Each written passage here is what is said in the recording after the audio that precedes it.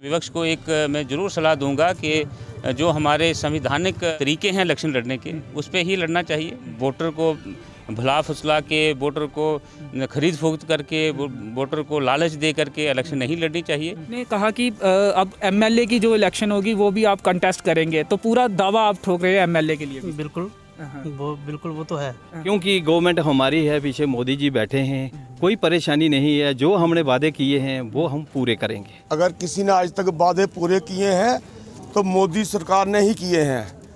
इसलिए हमें जो मोदी जी ने मंत्र दिया है, सबका साथ, सबका विकास और सबका विश्वास, तो मैं बहुत खुश हूँ कि जो मोदी जी के काम हैं, जो उन्होंने हमें काम सौंपे हैं, वो हम पूरे करेंगे। जनता तक पहुँचूंगी, उनकी आवाज़ उठाऊंगी और वारिदारों का मुद्दा हल करवाऊंगी।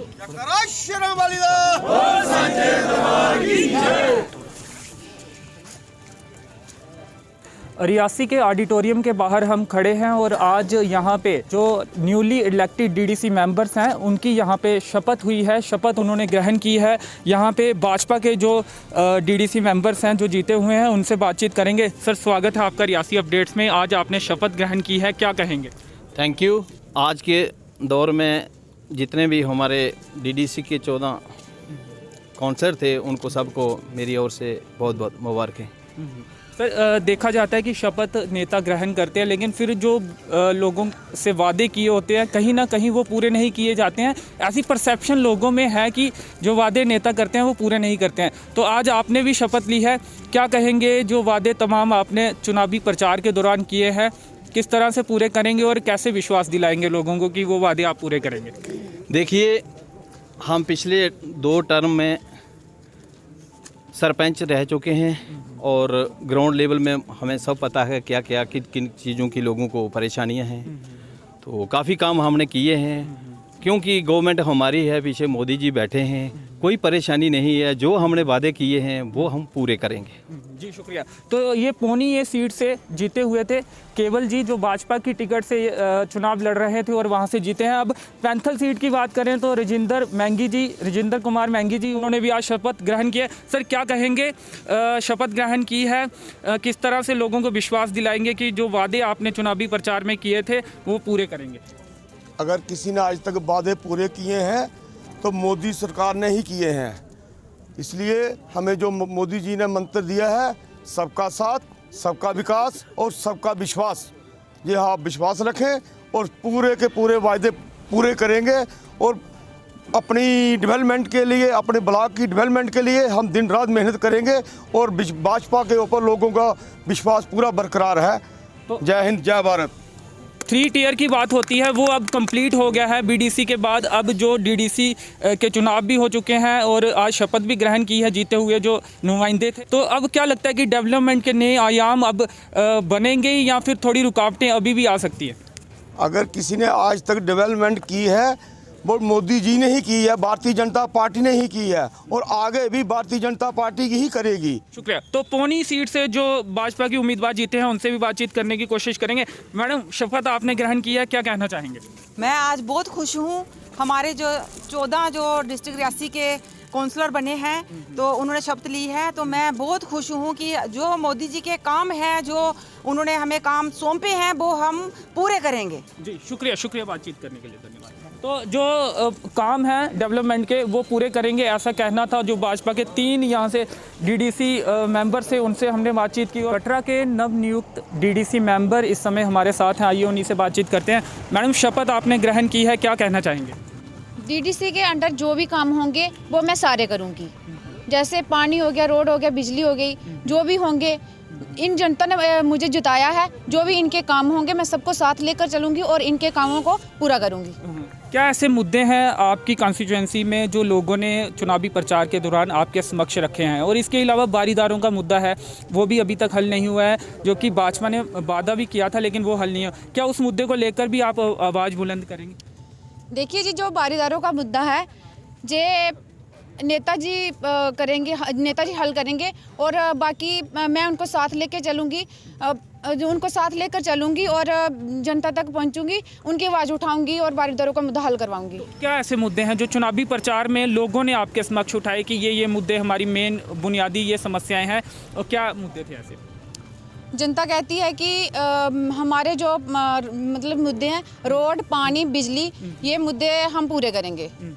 तो आज आपने शपथ ली है, डीडीसी चुनाव पहली बार हुए हैं, किस तरह का महसूस कर रहे हैं शपथ लेने के बाद? महसूस तो हम बहुत अच्छा कर रहे हैं, क्योंकि हमें जनता ने इतनी सपोर्ट की और मुझे जहां तक पहुंचाया, और मैं उनका जो काम होगा मैं पूरा करने की कोशिश करूंगी। क्या लगता है अब डीडीसी के बाद, क्योंकि हमने देखा कि जो सरपंच है, पंच है, वो अपनी पावरों को लेकर या फिर वो ऐसा बोलते थे कि हमारे पास पावरें नहीं हैं, विकास नहीं करवा पा रहे, तो अब डीडीसी जो मेंबर हैं, क्या उनका भी इसी तरह का हाल होगा, या आपको लगता है कि अब जो विकास के नए आयाम हैं वो लिखे जाएंगे? देखिए जी, हमें लगता है कि वो हमें जो पावरें मिलेंगी वो हम काम करेंगे ही। जी, शुक्रिया हमसे बातचीत करने के लिए, Thank you. धन्यवाद। तो ये थे डीडीसी नवनियुक्त मेंबर जो कि कटरा से भाजपा की टिकट पर जीते हैं और आज उन्होंने शपथ ग्रहण की है। कुछ और मेंबरों से भी हम इसी तरह बात करेंगे।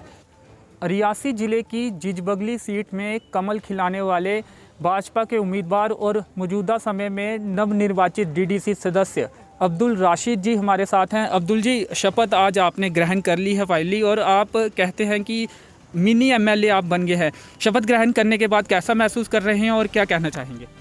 अच्छा लग रहा है मुझे, बहुत बढ़िया। तो आपने कहा कि अब एमएलए की जो इलेक्शन होगी वो भी आप कंटेस्ट करेंगे, तो पूरा दावा आप ठोक रहे हैं एमएलए के लिए भी? बिल्कुल, वो तो है।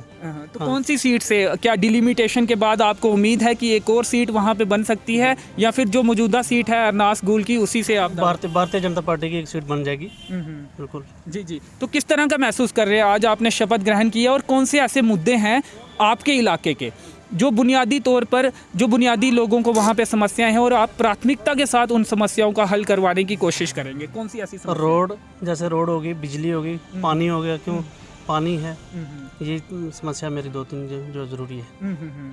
तो बहुमत से दूर है भाजपा, एक सीट दूर है, क्या बातचीत चल रही है कि नहीं, और लोगों से भी क्या सत्ता में आ सकती है भाजपा यहाँ पे, या मुश्किल लग रहा है आपको?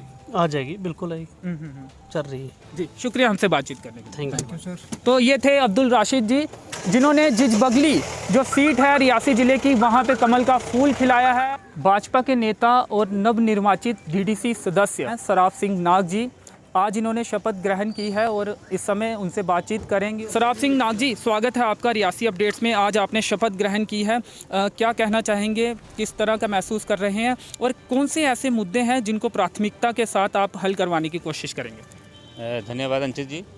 आज हमारा शपथ ग्रहण समारोह हुआ, इसके लिए मैं सबसे पहले तो अपनी भारतीय जनता पार्टी की जो सेंटर में सरकार है नरेंद्र भाई मोदी जी की, जिन्होंने पिछले 70 सालों से जो ज़मीनी हकूक़ थे हमारे लोगों के, आवाम के, वो उनको दोबारा जो हैं वो सौंपे हैं।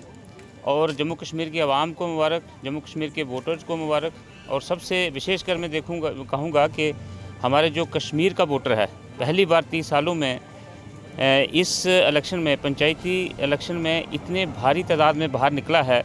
ये सब जो है जम्मू कश्मीर के अवाम इस मुबारकबाद के पात्र हैं, और विशेषकर पात्र हैं मेरे भमा के वोटर्स भी, सपोर्टर्स भी, शुभचिंतक भी और आवाम भी, जिन्होंने मुझे इस काउंसिल में जाने का मौका फ्राहम किया है। जहाँ तक मुद्दों का ताल्लुक़ है, तो मुद्दे हमारे, आपको पता है कि जो हमारे देही इलाके हैं वहाँ पे मुद्दे जो हैं मुद्दे ही मुद्दे हैं, बहुत सारे वहाँ पे प्रॉब्लम्स ही प्रॉब्लम्स हैं।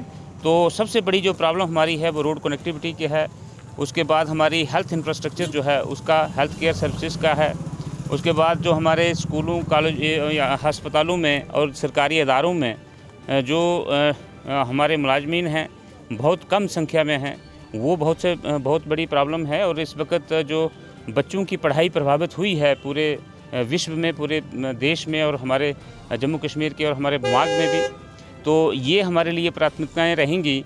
और आने वाले समय में, जैसे आज हमारी हल्फदारी हो गई हुई है, इसके बाद एक हमारा जो सिलसिला है कामकाज का और हमारा लोगों की मुश्किलातों के निवारण का, वो एक औपचारिक रूप से आज हमें हल्फदारी के बाद वो सारी चीज़ें खुल गई हैं और हम पब्लिक के बीच में जाने वाले हैं। जी, तो प्रबल दावेदार आप चेयरमैन पद के हैं, तो क्या पार्टी ने भी तैयारियों के लिए कह दिया है आपको, या फिर जो एक खबर भी हमने देखी कि एसटी के महिला के लिए ये चेयरमैन का जो पद है वो रिजर्व होने जा रहा है, ऐसा क्यास लगाया जा रहा है, या फिर सूत्रों के हवाले से वो खबर थी, तो ऐसी क्या जानकारी आपके पास भी कुछ आई है या पूरी तरह से ये गलत? सब क्यास आराइयाँ हैं, अभी कोई किसी ने किसी को तय नहीं किया है और ना कोई रिजर्वेशन का। देखिए, जब तक कोई गवर्नमेंट की तरफ से नोटिफिकेशन नहीं आएगा तो मैं कहूँगा ये अफवाहें ही हैं। जहाँ तक मेरा चेयरमैनशिप का कोई उस हवाले से अगर मैं बात करूं तो ऐसा कोई किसी किस्म की कोई फैसला नहीं हुआ है। संगठन की हमारी कोई अभी मीटिंग नहीं हुई है। देखिए, मैं भारतीय जनता पार्टी के संगठन से व्यवस्था हूं, मैं छोटा सा कार्यकर्ता हूं भारतीय जनता पार्टी का, और जो संगठन का फैसला होगा वही फैसला जो है वो इम्प्लीमेंट होगा और सबके लिए वो सर माथे होगा। और हम अपनी तरफ से कोई दूसरा सदस्य अपनी तरफ से इस तरह की दावेदारी नहीं कर सकता, क्योंकि हमारे संगठन में एक अनुशासन है और उस अनुशासन की हीनता जो है कोई भी नहीं कर सकता और ना कोई बर्दाश्त कर सकता है। तो इसलिए मैं ये कहूँगा कि जो संगठन हमारे लिए तय करेगा वो हमें मंजूर होगा। तो कांग्रेस के उम्मीदवार में हमने देखा कि उन्होंने भी काफ़ी वोट लिए। क्या उम्मीद थी आपको कि आपके जो विपक्ष में हैं उनको भी इतने वोट मिल जाएंगे? बिल्कुल एक तरफा आपने सोचा था, या फिर जो उम्मीद थी आपको, जो सोचा था आपने, उसी तरह के नतीजे आए? नहीं, देखिए, आप अगर वोटिंग भमाग की देखें 75.44% वोट जो है वो पड़े हैं, टोटल वोट जो पड़े हैं उसमें से 70% एक तरफ पड़े हैं। तो 70% का हमारे जो इलेक्ट्रल प्रोसेस और इलेक्ट्रल जो हमारा ये सारा रहता है तो उसमें तो एक तरफा ही हुआ। असेंबली के इलेक्शन में इससे शायद ज़्यादा थे बड़े वोट? नहीं, देखिए, असेंबली का इलेक्शन का जो फार्मेट है और ये जो हमारा ये वाला इलेक्शन था डीडीसी का, इस फार्मेट में अलग है। आप देख सकते हैं कि उस वक्त हमारे भमाग जो हमारे यहाँ से सरमेगा पहला गांव है रियासी की तरफ से जाते हुए, सरमेगा से लेकर के गलियोत बधोता जो रामबन डिस्ट्रिक्ट के साथ जाकर के मिलता है, इतने बड़े क्षेत्र से मैं एक ही उम्मीदवार था। और अब ये छोटी इलेक्शन है, इसमें 8 पंचायतों में हम 6 उम्मीदवार वहीं के लोकल थे। तो एक तो ये फ़र्क है, दूसरा फार्मेट में फ़र्क होता है और तीसरा फ़र्क ये था कि देखिए, आप गुपकार अलायंस के कैंडिडेट था, नेशनल कॉन्फ्रेंस सपोर्टर था, कांग्रेस का वो खुद था, और उसके बाद पीडीपी से भी समर्थन था।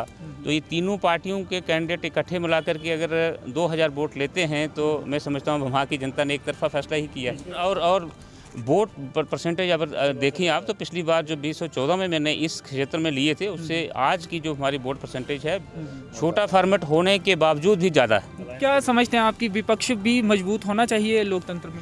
बिल्कुल मजबूत होना चाहिए, और मैं कहता हूं कि विपक्ष को एक मैं ज़रूर सलाह दूंगा कि जो हमारे संवैधानिक तरीके हैं इलेक्शन लड़ने के, उस पे ही लड़ना चाहिए। लोग वोटर को भुला फुसला के, वोटर को खरीद फरोख्त करके, वोटर को लालच दे करके इलेक्शन नहीं लड़नी चाहिए। और आप देख सकते हैं कि उस आवाम के जज्बात की तासीर को आप पहचानिए कि लोगों ने उनको रिजेक्ट किया। जी, शुक्रिया हमसे बातचीत करने के लिए। धन्यवाद।